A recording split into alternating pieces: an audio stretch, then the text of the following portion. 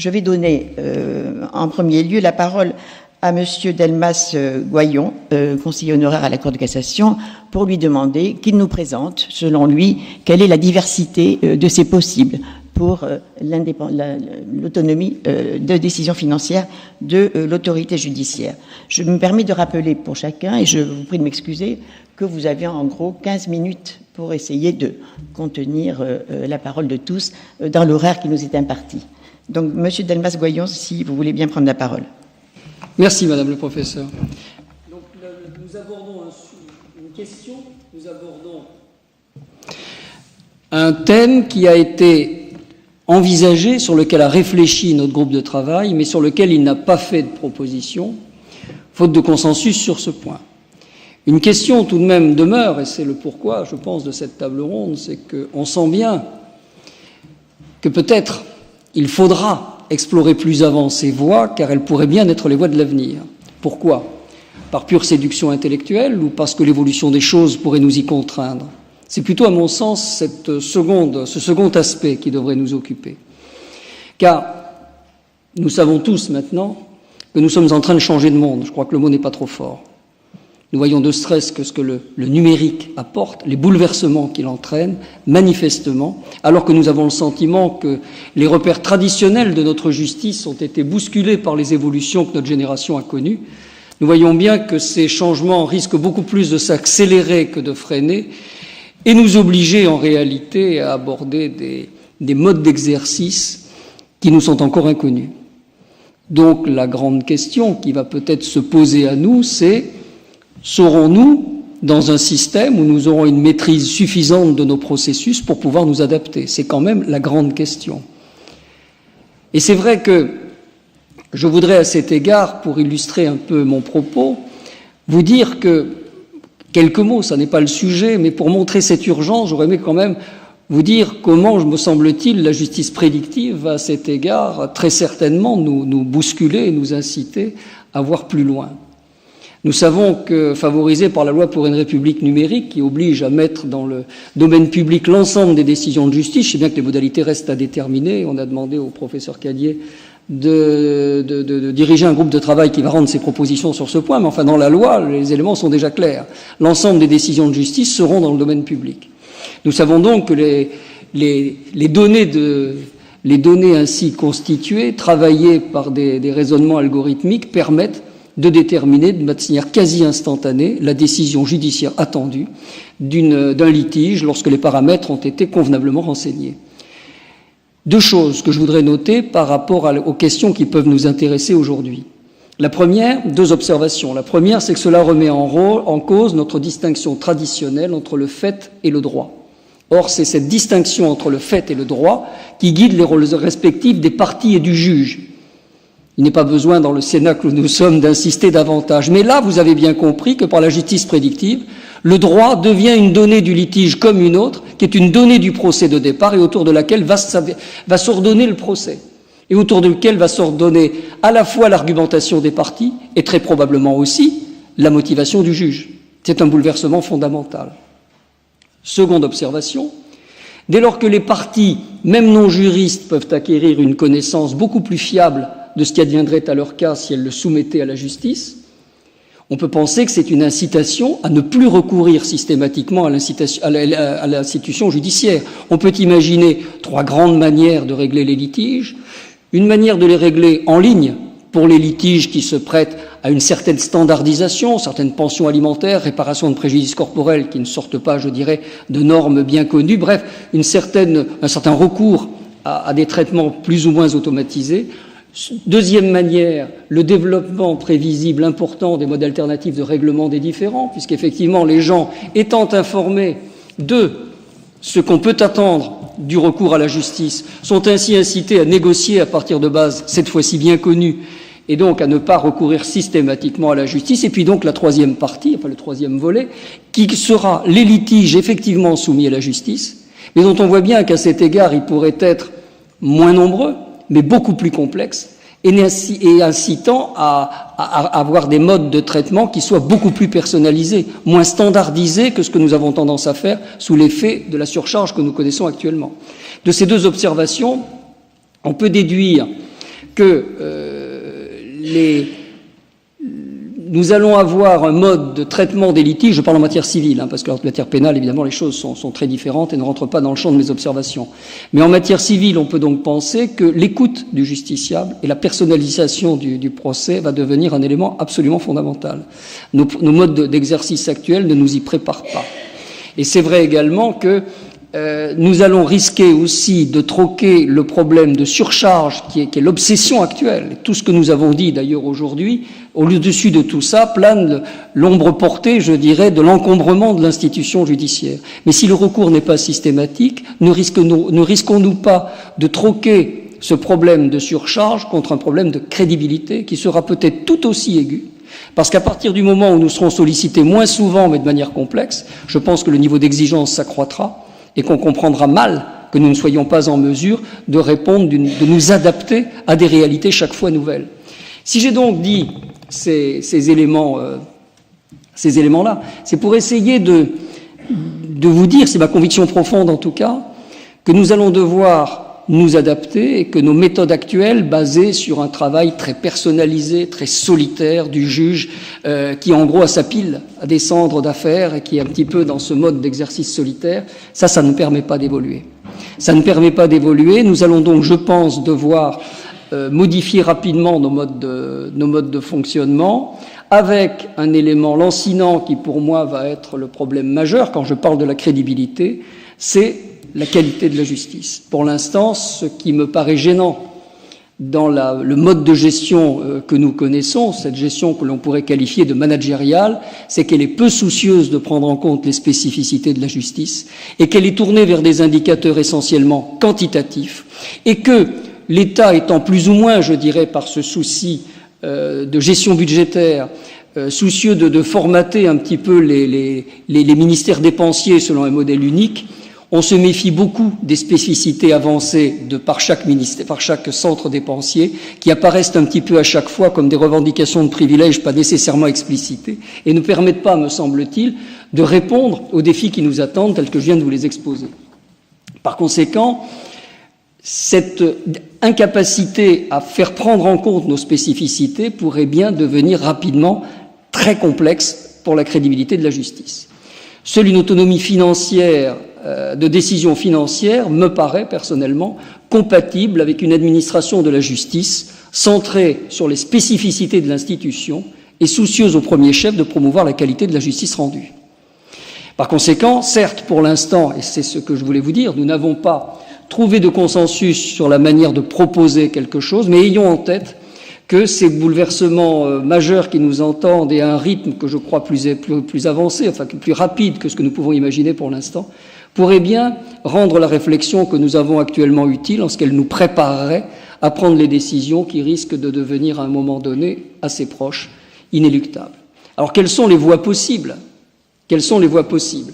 Il est évident qu'il faut à cet égard une réflexion approfondie, car il me semble que des réflexions menées par le groupe de travail, on peut tirer l'idée majeure qu'aucun système ne présente aucun inconvénient.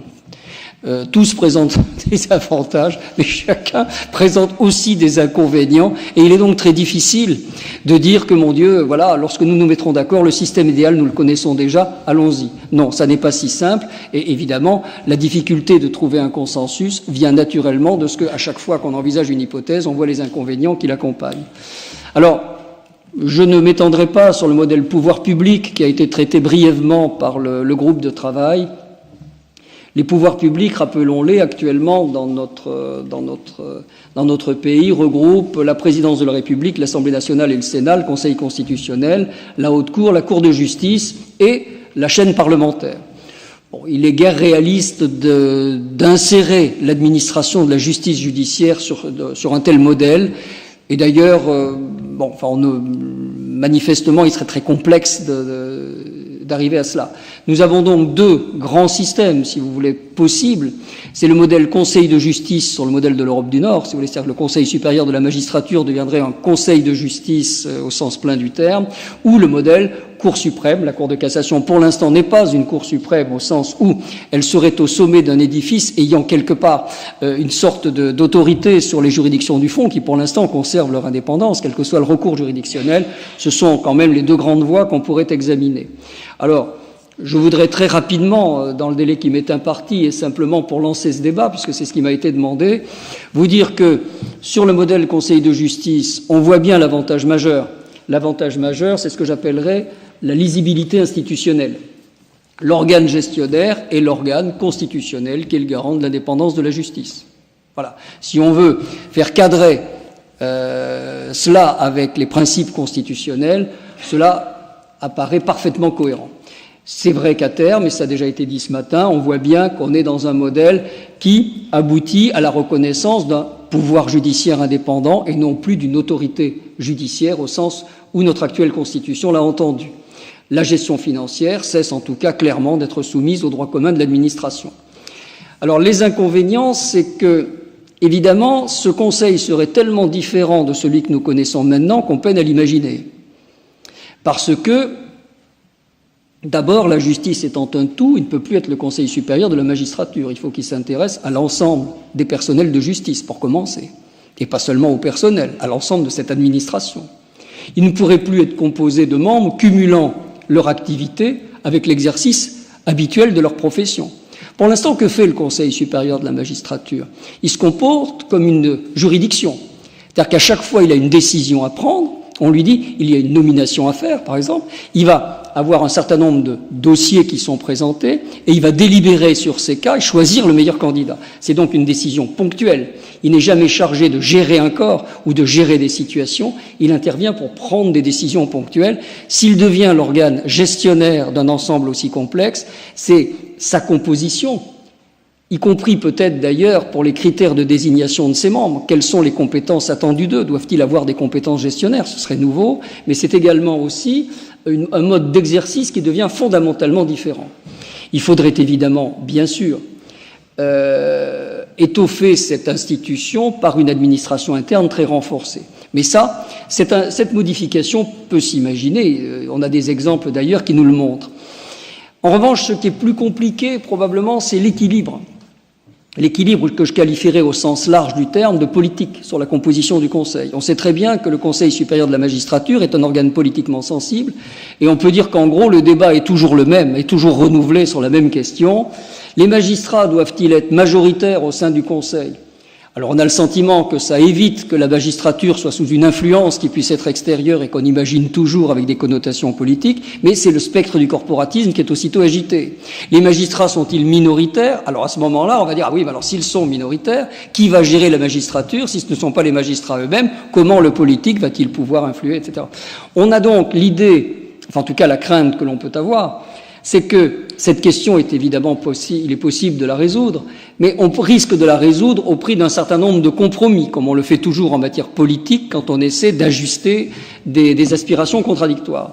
La question que je me pose alors, personnellement, c'est est-ce que ce compromis, une fois trouvé, est-ce qu'il laisserait au Conseil toute la disponibilité nécessaire, toute la liberté d'esprit nécessaire, toute la souplesse nécessaire pour porter l'attention qu'il conviendrait d'apporter aux objectifs d'adaptabilité et de qualité dont je vous ai dit au départ qu'ils pourraient être la raison même pour laquelle une telle réforme serait envisagée. C'est une question que je me pose et que je ne crois pas forcément aisée à répondre.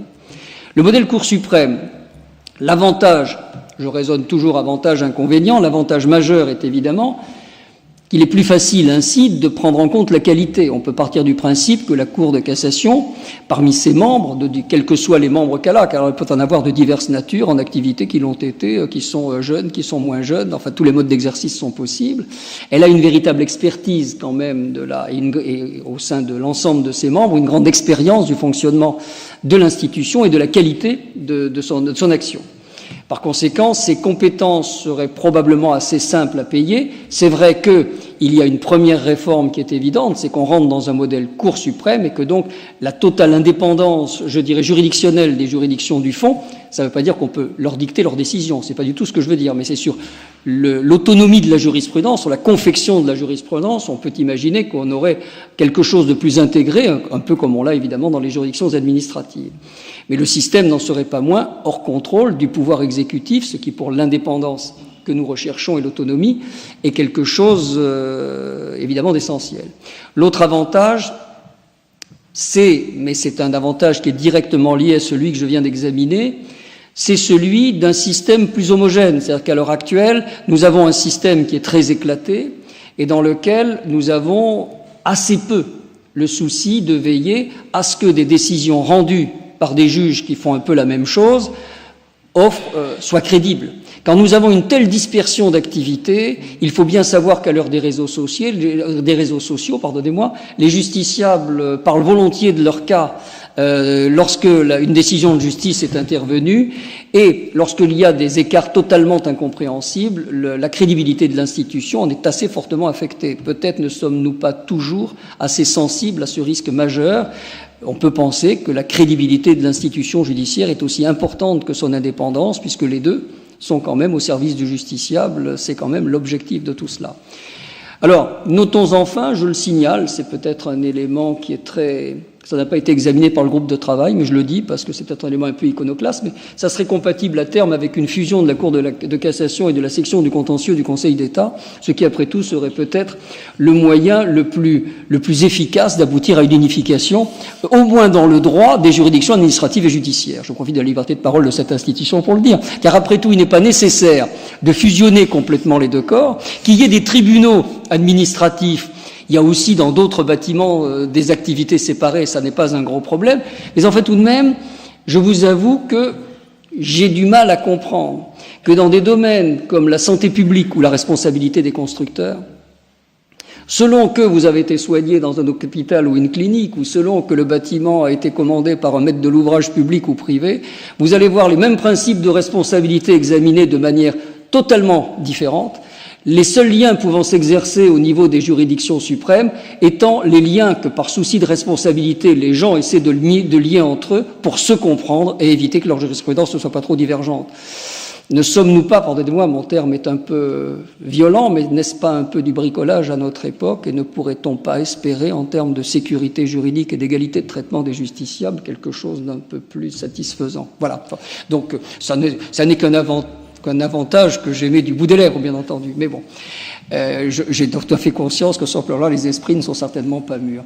L'inconvénient majeur de ce système, il existe.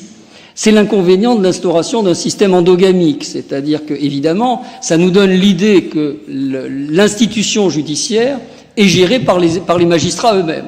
Cette endogamie-là peut poser un problème politique incontestable et peut nourrir beaucoup de suspicions. C'est pas un problème d'indépendance, mais c'est un problème, en gros, ces gens-là ne voient que midi à leur porte ou n'ont pas des réalités, une vision suffisamment ouverte. Donc on peut penser qu'il serait nécessaire d'instituer une autorité indépendante qui aurait charge d'évaluer objectivement, et qui, elle, ne serait évidemment pas composée de magistrats, ou en tout cas pas principalement, et qui aurait pour charge d'évaluer objectivement la performance qualitative de l'institution, puisque c'est quand même l'objectif recherché, et la manière dont elle répond aux attentes des usagers. Cela serait utile, évidemment, notamment pour le Parlement, qui pourrait ainsi contrôler que l'autonomie de décision financière accordée à l'institution judiciaire donne lieu à une bonne utilisation des données publiques, et au-delà du Parlement, c'est quelque chose qui serait certainement nécessaire. Au total, on voit bien que, quel que soit le côté vers lequel on se tourne, rien n'est simple. Je pense que c'est d'ailleurs l'ampleur de la marche à franchir qui fait que notre groupe de travail a pensé qu'il n'était pas en mesure de le franchir. Mais je voudrais terminer par là où j'ai commencé, en vous disant, je crois quand même vraiment que l'ampleur des changements qui nous attend va nous obliger à modifier rapidement et très profondément la manière dont nous travaillons. Alors, pourrons-nous le faire sans passer à une autonomie de décision financière? Peut-être. Pouvons-nous penser qu'à un moment donné, cette question va ressurgir avec une importance telle que nous soyons obligés de franchir le pas? Personnellement, je serais assez enclin à penser cela. D'un mot pour terminer, dans les deux cas, que nous nous dirigions vers un conseil de justice, vers une Cour suprême. En toute hypothèse, on voit bien la difficulté, c'est-à-dire il y a derrière tout cela, pour l'instant au ministère de la Justice, une grosse administration. Peut-on transférer une administration complète ? On ne peut pas gérer des choses aussi complexes et aussi variées sans une administration de cette nature. Peut-on envisager qu'on la transfère soit au Conseil supérieur, soit à la Cour de cassation ? Ça ne me paraît pas très réaliste. Donc il faudrait se poser la question des moyens de la gestion si elle était transférée. En l'état de ce que j'ai lu sur la question, il me semble que le transfert donc intégral n'étant pas réaliste, il serait davantage réaliste d'imaginer un staff évidemment renforcé pour avoir les capacités d'expertise nécessaires, mais que la gestion elle-même, la gestion courante, pourrait donner lieu à une délégation de gestion, l'expertise pouvant être exercée par l'autorité de contrôle, lui permettant d'exercer véritablement, de ne pas être une simple autorité de façade, bien entendu. Je pense que ça serait nécessaire pour des tas de raisons, ne serait-ce que la gestion de tout ce qui est corps commun de la fonction publique, qui nécessite des commissions paritaires, etc. Je les vois assez mal s'organiser avec toute l'homogénéité possible de la fonction publique au sein d'un organisme aussi spécifique. Voilà. Donc, en revanche, évidemment, si une telle option devait être envisagée, elle ne serait pas réaliste sans un renforcement quand même très substantiel des capacités d'analyse et de gestion de l'organisme en question. Voilà, pardonnez-moi de m'être aventuré sur des chemins de traverse, sur de I Had a Dream ou tout ce que vous voudrez, mais j'ai pensé quand même que pour vous attirer sur ce chemin, je ne pouvais mieux faire que de vous dire peut-être que l'urgence est en marche et va guider bien des décisions que nous ne sommes pas prêts à prendre pour l'instant. Je vous remercie.